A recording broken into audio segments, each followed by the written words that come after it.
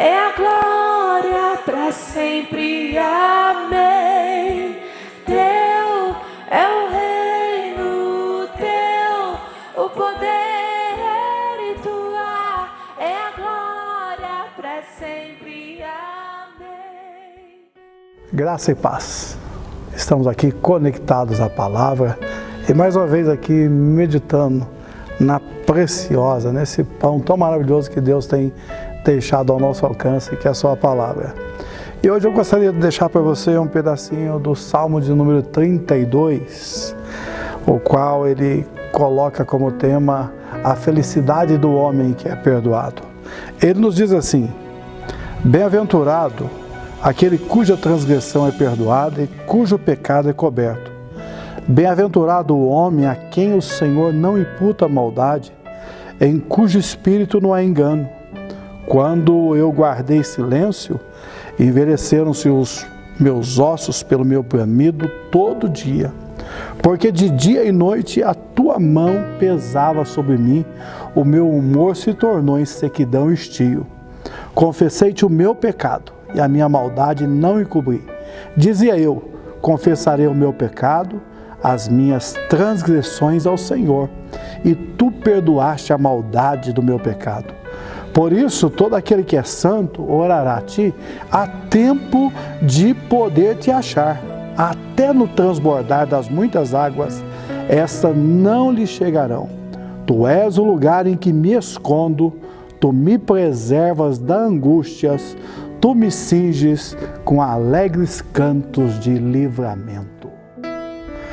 Se nós fôssemos perguntar às pessoas, fazer uma pesquisa, o americano gosta muito de trabalhar com estatística, né? E nós fomos fazer um levantamento estatístico aí e perguntar para as pessoas: o que te faria feliz? O que faria de você uma pessoa realizada? Eu creio que sairia muitas respostas, mas não fugiria dessas respostas, sabe? Olha, eu me sentiria uma pessoa realizada se eu ganhasse muito dinheiro, se eu fosse rico, fosse abastado. Outro talvez dissesse: olha, se eu tivesse uma boa saúde, se eu tivesse um corpo atlético, se eu tivesse bem o tempo todo. Quem sabe outro diria: olha, eu acho que um bom casamento vai me fazer feliz, ter um cônjuge abençoado, um cônjuge ao meu lado, que possa dividir o dia a dia, vai me fazer feliz. E em meio a tantas respostas, talvez nós encontraríamos aqueles que diriam: olha, eu creio que o que vai me fazer feliz é eu poder terminar a faculdade, eu entrar numa faculdade, fazer uma faculdade, ter uma formação superior. E resumindo as respostas, a maior parte das respostas as pessoas procurariam a realização nas coisas passageiras, nas coisas aqui dessa terra. Mas só que, como já fala, as coisas dessa terra são passageiras.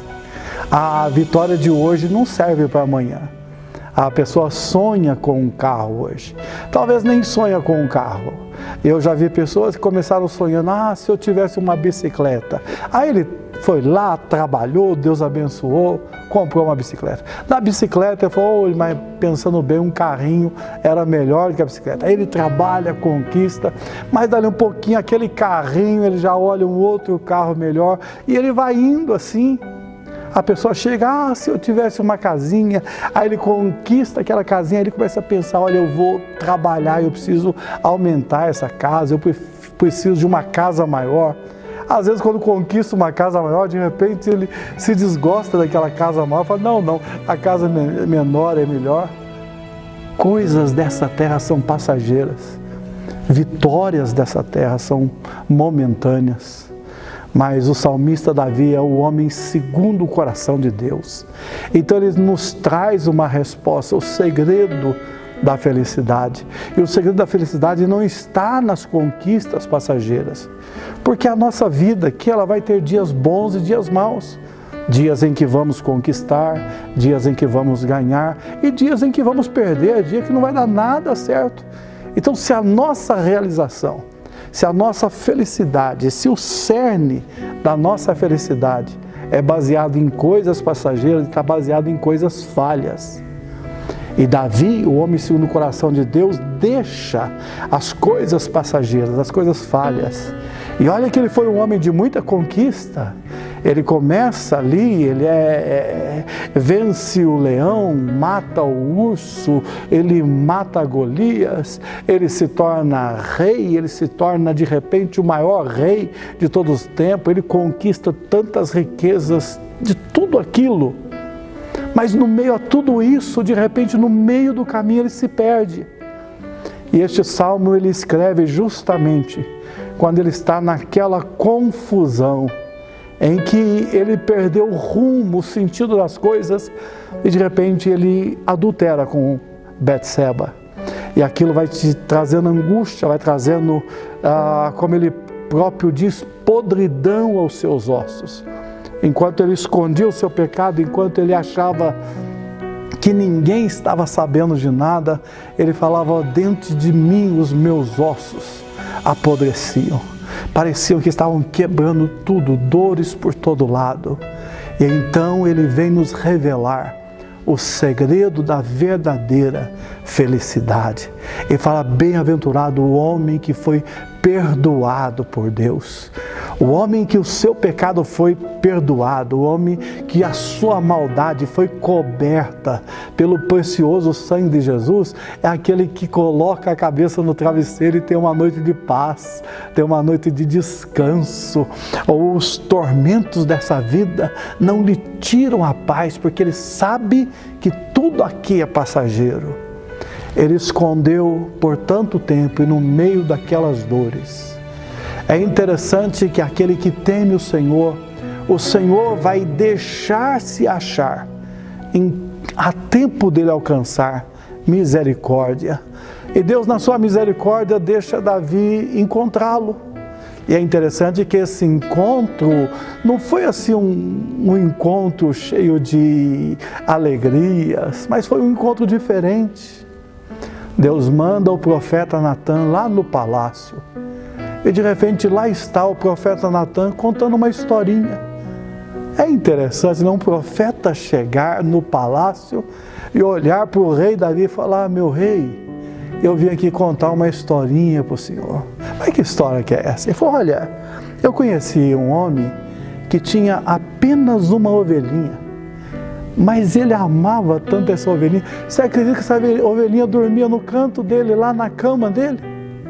E tinha um vizinho lá que tinha tantas ovelhas que ele nem sabia quantas tinha.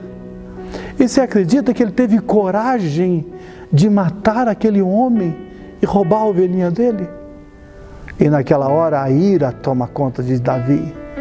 E ele diz: olha, esse homem tem que morrer. E pelo que fez, ele tem que pagar 4 vezes pelo que ele fez. E naquela hora, o profeta Natan, com a autoridade que Deus lhe tinha dado, ele aponta o dedo no nariz de Davi e diz: esse homem é você. Deus permitiu ser achado por Davi a tempo de alcançar a misericórdia. E agora ele começa a meditar no segredo da felicidade. Todas as conquistas não lhe trouxeram felicidade. Aquele tempo era permitido bigamia. Todas as esposas que ele tinha não lhe trouxeram a realização dos seus sonhos. As conquistas bélicas, as vitórias, tantas guerras vencidas, tantas batalhas vencidas, nada daquilo foi o suficiente para preencher o seu coração, porque no momento de fraqueza, ele pensa que um adultério poderia trazer satisfação ao seu coração. Ele olha uma mulher bonita, uma Betseba que estava lá se banhando, e de repente ele pergunta: quem que é aquela mulher? Um dos seus servos diz: olha, aquela é Betseba, esposa de Urias, guerreiro seu, que está no campo batalhando. Era para Davi estar lá batalhando também, mas Davi está ali no seu palácio e ele dá vazão aos seus sonhos. Ele vai dando corda aos seus sonhos e fala: olha, vai lá, chama aquela mulher, eu quero conversar com ela. E ele chama aquela mulher e ele se deita com ela, ele adultera com ela. E quando ele percebe que daquele adultério tinha sido gerado uma criança, ele manda chamar Urias lá no campo. E Urias chega ali com a desculpa que veio trazer, sabe, e Davi fala para Joabe, manda Urias para mim, fala para ele trazer notícia do campo de batalha. E Urias chega ali e fala, eu não sou mensageiro, levar, não, mas vai lá levar notícia. E Davi recebe Urias no seu palácio e ele diz, olha, a batalha está assim, assim, assim, estamos tendo vitória aqui, está difícil ali, mas nós vamos conquistar, Deus vai nos dar a vitória. E de repente Davi olha para Urias e fala, olha, volta amanhã para o campo de batalha, mas antes de voltar, vá para tua casa, dorme com a sua esposa, aproveita essa noite lá. Mas ali estava um homem mais fiel do que o seu rei. Ali estava um homem mais fiel que Davi. Ele olha e fala, como eu me deitaria na cama com a minha esposa, se a arca do Senhor está lá, se os meus companheiros estão lá a ponto de perder a vida, como que eu me deitaria com a minha esposa, como que eu ia fazer uma festa sabendo que estamos em guerra? E ele passa a noite toda sentado na porta do palácio, ele não vai para sua casa. Davi, quando soube disso de manhã, escreveu uma carta, dobrou, selou aquela carta, e naquela carta há a sentença de morte de Urias. Ele diz para Joabe, quando recebesse aquela carta, coloque Urias num campo de batalha, coloque ele numa posição aonde ele não saia vivo. E lá está o homem fiel, levando a sua sentença de morte sem nem sequer a curiosidade, a tentação de quebrar aquele selo e ler o que estava naquela carta. Ele entrega a carta na mão de Joabe e dá para eu imaginar o espanto de Joabe ao ler aquela ordem. Mas Joabe cumpre a ordem, coloca lá eles num campo de batalha e de repente ele manda uma notícia para Davi. Davi, um dos nossos pelotões, chegou muito próximo ao muro. Chegou à distância em que os arqueiros os alvejaram. E perdemos alguns homens.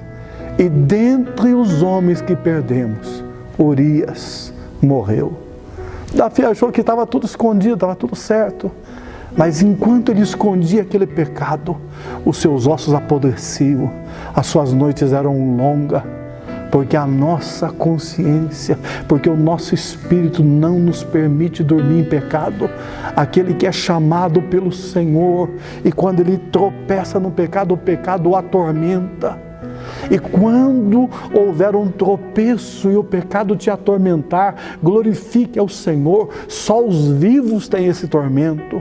Aqueles que já morreram diante do Senhor, aqueles que não têm vida no Espírito, pecam e não sentem o peso do pecado. E Davi de repente descobre, nada é mais precioso que o perdão. Aquele perdão lhe custou caro, mas Davi vem agora declarar nesse salmo, feliz o homem que foi perdoado por Deus, feliz o homem que o seu pecado, que a sua maldade foi coberto pelo sangue, aleluia, do Senhor Jesus. Então sabe, se os seus pecados têm te atormentado, há duas notícias. A primeira notícia glorifica a Deus, porque você está vivo, só os vivos no Espírito sentem essa dor.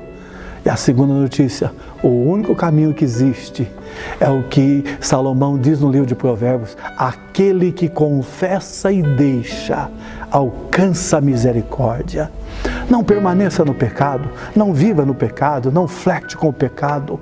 Sabe, não tenha amizade com o pecado, mas rompa com ele ainda hoje. Confesse o teu pecado e você vai provar desse privilégio, a razão da nossa felicidade, sermos perdoados pelo Senhor. Há 34 anos, eu chego na casa do Senhor, quando eu levantei a minha mão, entregando a minha vida para Jesus, eu pensei que eu ia desmontar no meio da igreja. Enquanto caminhava para chegar até a frente da igreja, havia um peso tão grande sobre os meus ombros. peso do pecado. Mas quando alguém, aleluia, veio, colocou as mãos sobre a minha cabeça, orou por mim, ali eu tomando aquela decisão, entregando a minha vida a Jesus, eu pude perceber o que é essa felicidade, a felicidade de ser perdoado. Não troque isso por nada, não troque, não deixe que nenhuma coisa dessa vida venha roubar essa alegria de você, mas que o Senhor lhe dê graça, que o Senhor lhe dê sabedoria, que o Senhor lhe dê ousadia, para que no meio dos tropeços, em primeiro lugar, Ele venha doer em você, Ele venha arrancar a tua paz, Ele venha acabar com o teu sono, e o Senhor te encha de ousadia para que você possa dizer: vale a pena pedir perdão, para que eu seja um homem bem-aventurado, para que eu seja um homem feliz. Porque bem-aventurado é isso, feliz, realizado, próspero.